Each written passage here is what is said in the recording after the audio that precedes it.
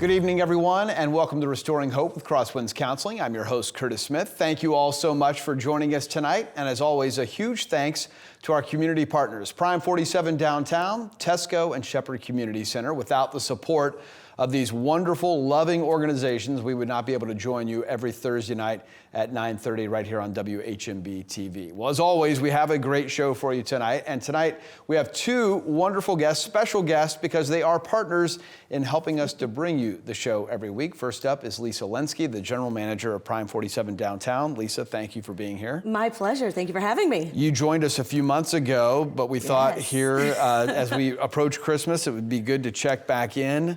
Tell us about Prime 47 Downtown. We're just days away from Christmas. What is the holiday season like at the restaurant? The holiday season is eventful, it is joyous, and it is a madhouse. We're very, very blessed. Downtown Indy has made a wonderful recovery. Yeah. Conventions are back, holiday parties are back, and after kind of taking it easy for the last 2-3 years, these people are celebrating. That's awesome. And they're doing it with beautiful steaks, beautiful wines, bourbons, and just coming out and having a great time to celebrate. So this December has been incredible. 2022 is a record-setting year. And wow. We thought 21 was our record-setting year, and we are leaps ahead of that. We actually hit that number in October. Wow. It is unbelievable. That's crazy. So we're very blessed. We're very fortunate that the Indianapolis community has supported us so great, and then all that out-of-town business is returning too. Well, I think Indianapolis is one of those cities that probably more than some other major cities in the country was probably ready to come back. Absolutely. More ready to get out of the pandemic the last couple of years. I wonder though, was this always the cycle? Christmas, December, was that always one of the biggest and busiest times? I imagine it was. It certainly is. Between the holiday parties, the Indiana Pacers usually have a very strong home run, home stretch of games. This December, we had Andrea Bocelli in. I mean, that's a once-in-a-lifetime concert right next door at Gainbridge Fieldhouse. Pentatonics was in. Reba McEntire. These are bucket list items, all hitting and kind of doubling up with our holiday parties and our normal business. So we are in the home stretch, and I'm so proud of my team. That's awesome. They're doing amazing, and that's really where our partnership with Crosswinds comes in great. You know, we're able to give them the support to ensure they're not getting that burnout. Yeah. And man, that's where that partnership comes in strong. Well, let's talk about that. Obviously, we're incredibly grateful for the way that you guys have partnered with us and sponsored the show. Why is mental health so important to your staff, and what have you seen through the partnership with Crosswinds? So we started our partnership a handful of years ago. And in the service industry, you know, a lot of my staff is in that millennial, Gen Z age range. Right. They believe in mental health. They are more than willing to take advantage of the benefits that our restaurant through Crosswinds is able to provide. You know, so again, whether it's burnout, if it's stress, anxiety, just to be able to text somebody, have that phone call set up over email, whether it's in person, over a phone, FaceTime, to be able to have that resource to better themselves as a person that will help better themselves in the workplace is amazing. Yeah. And this year, our restaurant actually had a huge tragedy in June. Yep. We lost one of our own teammates.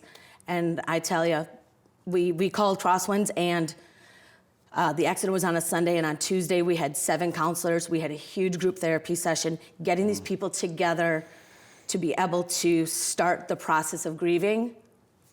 It was everything.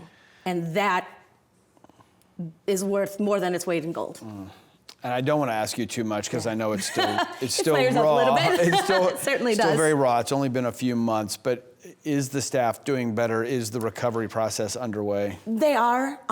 It was very interesting, and especially immediately going into mama bear mode and figuring out how my 47 different employees grieve and how they process. Some of them wanted to come into work. They want to be around other people. Other people needed to shut down. Right. And having the counselors available and the chaplains that we brought in, and a bunch of us even went and like started taking a boxing class together because sometimes you just wanted to hit something. You needed to get that energy out. I learned a lot from it. Our team learned a lot from it. We are still certainly have great days, and there are some really bad days. Yeah. But having one another to rely on, having a program, through Crosswinds, I do not believe we would have recovered as well and continue to recover had we not had that partnership. Just great reminders. It is a journey, and everyone processes differently and at different rates. And so, yeah, boy, we were certainly all thinking of you and praying for you during that time, and glad that it's getting better. I know it never really goes away. Right. Let's talk about 2023. So here you are on the heels, going into 23, on the heels of 2 record-setting years. The expectations are high. So the bar has been set pretty high. What if someone's planning to visit Prime 47 downtown in 23? What can they expect besides the world-class food? Book early. Book early. Especially things like around the Indy 500, Valentine's Day. We have the return of the NFL Combine, which is, you have all 32 football teams in town. I'd like to try to host all 32 dinners, but it is only about 7 days long. Looking at things, viewing parties for the NCAA basketball tournaments, big conventions in town, and then even our summer numbers have grown exponentially year after year. So you're coming on down, you're going to be entertained. Our servers are fantastic. Yeah. We hire them for their personality, and they have some personality. And then the food is fantastic, so you're going to have a great time. Right. Well, Lisa, thank you so much. My Thanks pleasure. for your vulnerability and sharing what you guys have gone through this year, and all the best in 23. Thanks for the partnership. Absolutely. Thank you. Lisa Lenzke from Prime 47 downtown. We'll be right back.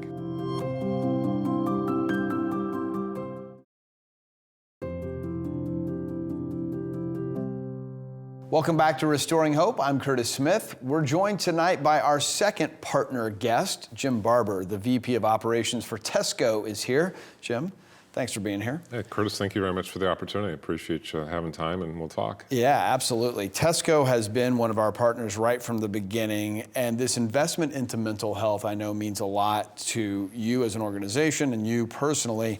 Why does it mean so much to Tesco and to you? Over the years, I've dealt with family members who have had personal mental health issues, and there are so many levels of mental health issues that I've seen in the last 15 years that I've been around. And so as a kid, when I was 15 years old, mental health was never really discussed, and it was not present in our society, and now more than ever, it is a part of our society, and it is, it's helpful to be able to discuss those issues more on a public level, so that people have a better understanding, because there's so many different levels of public health that we have to deal with that people just, lived in the closet with for so many years. Yeah. What does it mean to you to work at a place like Tesco that is open about embracing the need for mental health and talking about it and trying to destigmatize it and trying to actually do something to move the needle in our community? I've had some issues that happened with me in the last few months where I've gone into the office and Mark and I have had a sit-down conversation. I said, look, Mark, I've got this issue that I'm dealing with back home, and I want to share it with you. And it's been very helpful to have an opportunity to kind of feel good about talking to, an employer on an employee-to-employer basis, and have them understand that, it's okay to feel what you're feeling, and let's talk more about it. And if you need time to think about it, if you need time to deal with it, please take that time. Give it time. And they've been very kind and courteous to me. Give me those few extra hours or extra days to kind of help through the process of what I was going through. So it's been great. And hopefully that more employers can understand the need to have employees share issues that they're having feelings with. I think that is critical as we move forward, that more employers are doing that. Let's talk about some of your work. At Tesco, you guys have your hands in a lot of different projects, and you're kind of all over the spectrum. But you have something coming up here that you're really excited about with electric vehicles. Tell me about that project. Yeah, so I've been in the industry, electrical industry, for 30 years, and I've been personal friends with Mark and Chris for the last 10. And about this time last year, Mark and Chris came to my wife and I, and we were talking about their interest in the electrical vehicle market. And at that time, I listened to them. It's like, yeah, this is a big pipe dream. It's not going to happen, And so then, about a month later, we got together for another dinner, and they were really excited about what they were seeing in the electrical vehicle market. And again, I wasn't totally sold on the concept of moving from a very comfortable career that I had where I was to going into this market. And then in about April of this year, Chris and I went out to California. We attended a EV infrastructure seminar. It was a 2-day conference. And at that time, I got to hear the opportunity from industry leaders about where the EV market's going. So as we look at what's happening here in Indiana, and comparatively speaking to what's happening to other areas like in California, New York, Austin, Texas, Portland, Oregon, Florida, the EV market is really moving forward at a very quick pace in those markets. And here in Indiana, I would think that we're probably 3 to 4 years behind where those other markets are. But the EV market is happening, and not just the EV market, but there's a lot of other opportunities in the alternative fuel markets that are out there too, being hydrogen, being hybrid technology. So April, I was pretty much sold on the fact that this is a solid opportunity, that it's going to grow and it's going to continue to grow very quickly. And so I've been very grateful to have the opportunity to work with Chris and Mark and really take the Tesco operations to a new level of a new evolving market here in Indiana. Yeah, so what does that mean right now? What is Tesco's involvement with this still burgeoning market in Indiana, and what do you think that looks like in 3 or 4 years if Indiana truly is catching up to other parts of the country and other parts of the world? What do you think that means for the future of Tesco with EVs? Yeah, so back last year, the Biden administration signed a multi-billion-dollar infrastructure build out for all the states to start enhancing the interstate system. So publicly, Indiana will grow pretty much at the same rate of what the rest of the United States is going to build out to in terms of an infrastructure. So it's a 5-year plan. For the state of Indiana, it's a $100 million allocation to build out the interstate system. So for Indiana, every 50 miles within a 1 mile of the interstate, you'll find a public charging station available to the general public. So that's the first phase of it. Then after that, there's another phase of money coming into it that will basically allow more host communities. So if there's a land developer or some person who owns land along the interstate system, there'll be what they call host opportunities. So again, that's a multi-million-dollar contract that's coming to the state of Indiana. So that's the public side, but then there's also the private side. So I would say in the next 5 to 10 years, you're going to probably see at least a 50% growth of EV chargers on the marketplace or on the interstate. Do you think there's a break point at some point where EVs have truly not replaced, but maybe superseded gas engine cars and what we think of as traditional automobiles? Do you think it takes over at some point? Yes, I think when you look at what General Motors, Ford, Chrysler are doing in terms of building plant capacity, the plant capacity is going to exceed the old standard fossil fuel technology. Wow. So, and the 3 or 4 major producers of cars here in the United States will ultimately be probably close to 80% EV capability. Wow. Now, there's a lot of people who out there who naysay the EV technology, but I always tell people when we're talking about EV technology, it's in the very beginning of its technology. And if you look at where the mobile phone industry in the 1980s and where it is today, in 1980 you had a cell phone. You're lucky if you had cell phone coverage once you got 10 miles outside of Indianapolis. Now today, you can drive around the world with your phone and have the conductivity. Right. And I feel that's where EV technology will be, is that we're at the beginning stages of where the batteries and the technology that charge those batteries will greatly enhance over the next 5 to 10 years. Yeah. Jim, we've got less than a minute left. We Okay. didn't save enough time for this topic. You are a world-class swimmer. Tell us a little bit, real quick, about some of the long-distance swimming you have done. So I started marathon swimming in 1982. My first swim was around Manhattan, and I went back and did that 2 more times. And I finally wanted to go there and win it, and it was a race of 50 other swimmers from around the world. And then I started to hear about this thing called the Ocean 7.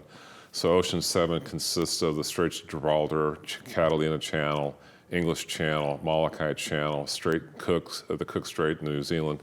And then the last 2 I have left to do, one is in Japan, and the other one is in Ireland. So you have done 5 of the 7. 5 of the 7. So I will probably be the oldest one that do it by the time I get there, but it's been a great objective. These don't sound like short or easy swims to me. Yeah, they're all solo attempts, and so depending upon tides, currents, moon phases, I mean, there's a lot of variables that go into making the swim a successful swim, and that's finishing the other side, not to mention the predators you won't see. Right, of course. Yeah. Jim, fascinating stuff. Thank you so much. Chris, thank you very much for your time. I appreciate you. And thank you to Tesco for being a partner with us. And happy holidays. Yeah, happy holidays to you. We'll be right back.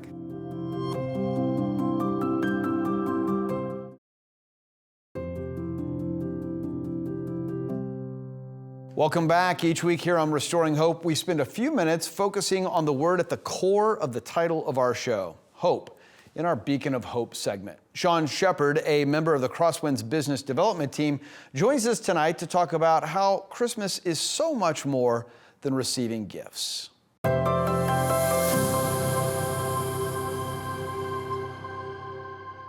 Hi, I'm Shawn Shepherd, Crosswinds Counseling business developer. Thank you for allowing me to be part of your day today. I'm excited about this time of the year. The holidays always present a ton of blessings and a ton of challenges.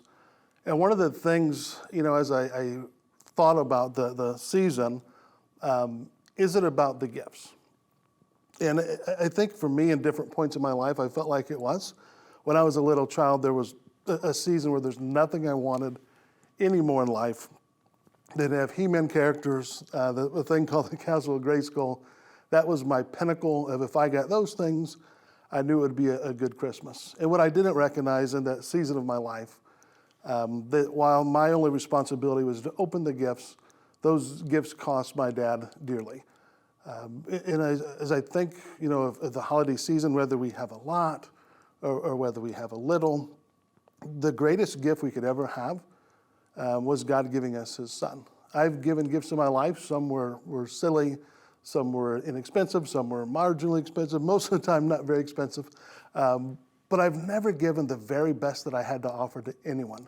And I'm so incredibly grateful that God has given each and every one of us the very best that he had to offer. So whatever your holiday season turns out to be, whether you have a lot or are able to give a lot, just remember and stay focused on the fact that God gave you the very best that he had to offer. Thank you.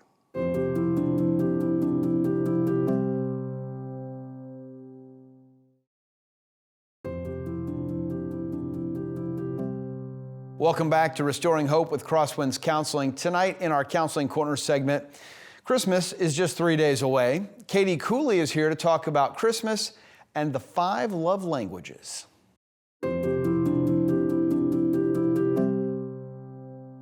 Hi, I'm Katie Cooley. I'm a therapist at Crosswinds Counseling, and today I'm here to talk about Christmas traditions as it relates to the 5 love languages during holiday time.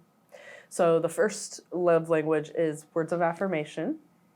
And as we all know, you can tell someone what they mean to you in person, but showing them that appreciation, whether it is in person or sending a Christmas card, a text. Texting is a great way now to send a meaningful message or even a card, as we can do that virtually now. The second is quality time, spending quality time as most people do, but maybe thinking about it differently and creating new Christmas traditions or bringing new people into your traditions, spending quality time together. Gifts, as we all know, might be the most exciting part of Christmas. However, making meaning could be a really powerful way to make gifts together, give gifts together, homemade gifts, and making meaning out of those gifts. How can we do that to celebrate the holiday season? And fourth is acts of service. It could be exciting to bake cookies together, give those cookies away, decorate together. Again, maybe bringing new traditions into those acts of service and doing maybe a family outing together as an act of service. And then lastly, physical touch. So maybe during the year, a lot of people aren't getting physical touch due to COVID-19 and everything else going on. And so it could be really, really meaningful to give that person a hug or just, a warm pat to say how much they mean and give them the feeling of love and togetherness during the holidays. So don't underestimate the power of a hug. Hopefully these are some ideas that you can think about and incorporate into your holiday season coming up this year, and I hope everybody has a wonderful holiday season.